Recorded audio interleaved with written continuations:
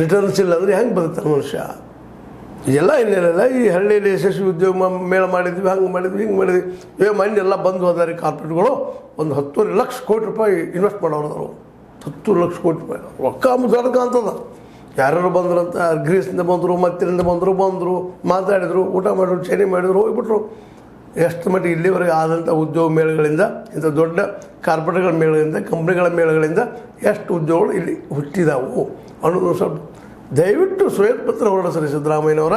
ನಿಮ್ಮ ಅವಧಿಯಾಗ ಎಷ್ಟು ಬಂದು, ಹಿಂದಿನ ಅವಧಿಯಾಗ ಎಷ್ಟು ಬಂದು, ಎಷ್ಟು ದಿನ ಉದ್ಯೋಗ ಸಿಕ್ಕದ ಹೇಳ್ರಿ. ಫ್ಯಾಕ್ಟ್ ಆ್ಯಂಡ್ ಫಿಗರ್ಸ್ ಕೊಡ್ರಿ. ನೀವು ಕೊಡೋದು ಇಲ್ಲ, ಯಾಕಂದ್ರೆ ಅವು ಇಲ್ಲ ಇಲ್ಲಂದ್ರೆ ನೀವು ಎಲ್ಲಿದ್ದು ಕೊಡಿದ್ರಿ ಪಾಪ. ಇಂಥ ಪ್ರಸಂಗ ಇವತ್ತದ. ಇದನ್ನು ಯಾಕೆ ಇವತ್ತು ಮಾತಾಡ್ತಾ ಇದ್ದೀನಪ್ಪ ಅಂತಂದ್ರೆ, ಪಾಲಿಸಿ ಚೇಂಜ್ ಮಾಡಿರಿ.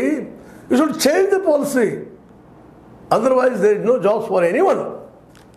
ಯಾಕಂದರೆ ಕೇವಲ 5-6% ಮಂದಿಗೆ, 100ರಲ್ಲಿ 5-6 ಮಂದಿ, ಭಾಳ 10 ಮಂದಿಗೆ ಉದ್ಯೋಗ ಕೊಟ್ಟರೆ ಉಳಿದ ಮಂದಿ ಎಲ್ಲಿ ಹೋಗು? ಬೇರೆ ಉಳ್ಬೇಕು ನೀವು ಅನ್ಬೋದು. ಅಗ್ರಿಕಲ್ಚರ್ ಇದ್ದರೆ ಅಲ್ಲೈತಿ ಇಲ್ಲೈತಿ ಅಂತ ಹೇಳ್ಬೋದು ನೀವು. ಆದ್ರೆ ಅಗ್ರಿಕಲ್ಚರ್ ಇದ್ದಿದ್ದು ಎಷ್ಟರ ಮಟ್ಟಿಗೆ ಇವತ್ತು ಲಾಭದೈತಿ? ಲಾಭ ಇದ್ದರೆ ಪಾಪ ಕೊಡ್ತಾನೆ ಅವ ರೈತ. ಅವಾಗ ಲಾಭ ಇಲ್ಲ, ನಿಮಗೇನು ಕೊಡ್ತಾನೆ ರೀ ಉದ್ಯೋಗ? ಒಂದು ಆಳಿನ ಕೆಲಸ ದಾನ ಮಾಡ್ತಾವೆ, ಇದು ಬ್ಯಾಡ್ರಿ ಡಾಕ್ಟ್ರ್ ಕರೆಸಿ ನಾವು ದುಡ್ಡು ಕೊಡ್ಬೇಕಾಗಿದೆ ಅಂತೇಳಿ. ಇಂಥ ಪರಿಸ್ಥಿತಿ ಐತೆ. ಸುಮ್ಮನೆ ಒಂದು ಒಳ್ಳೆಯ ಸುದ್ದಿ, ಆ ಸುದ್ದಿ ಈ ಸುದ್ದಿ ಅಂತೇಳಿ ನಮ್ಮ ಪತ್ರಿಕೆಯವ್ರ ಹಂಗೆ ಹೇಳ್ತಿರ್ತೀವಿ ನಾವು.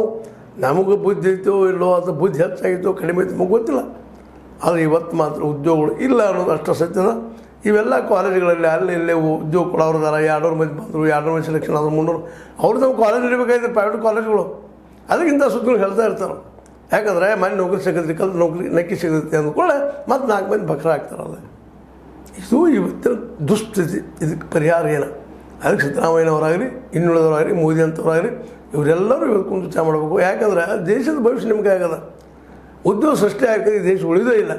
ಬಡತನದಲ್ಲಿ ಕೊರಿ ಹೋಗುವಂಥದ್ದು ಇನ್ನೊಂದು ಆಫ್ರಿಕಾ ಖಂಡದ ಬಡ ದೇಶಗಳು ಇದು ಒಂದಾಗುವಂಥ ಎಲ್ಲ ಸಾಧ್ಯಗಳು ಕಾಣ್ತಾ ಇದ್ದಾವೆ. ಅಲ್ಲಂತೇಳಿ ಮತ್ತು ನೀವು ಅಲ್ಲಾದ್ರ ಬಗ್ಗೆ ಚರ್ಚೆ ಮಾಡೋರಿಲ್ಲ, ತೋರಿಸೋಣ, ಡಿಸ್ಕಷನ್ ಮಾಡೋಣ. ಏನು ತಪ್ಪಾಯ್ತು? ನಾನು ಸುಳ್ಳು ಹೇಳ್ತಾ ಇದ್ರೆ ಡಿಸ್ಕಷನ್ ಮಾಡೋಣ. ನಿಮಗೆಲ್ಲರೂ ಆಹ್ವಾನ ಅಂತ ಹೇಳ್ತಾ, ಇದು ನಿಮ್ಗೆ ಲೈಕ್ ಆಗಿರ್ಬೋದು. ಲೈಕ್ ಮಾಡಿ, ಶೇರ್ ಮಾಡಿ, ಕಾಮೆಂಟ್ ಮಾಡಿ. ಜೊತೆಗೆ ಸಬ್ಸ್ಕ್ರೈಬ್ ಆಗೋದು ನಿಲ್ಲಿಸ್ಲಿಕ್ಕೆ ಹೋಗ್ಬೇಡ್ರಿ. N60 ನ್ಯೂಸ್ ಅರ್ಥಾತ್ ಸೀತಾರಾಮ್, ಇದು ಸತ್ಯದ ಕೈಗಳಲ್ಲಿ ವಂದನೆಗಳು.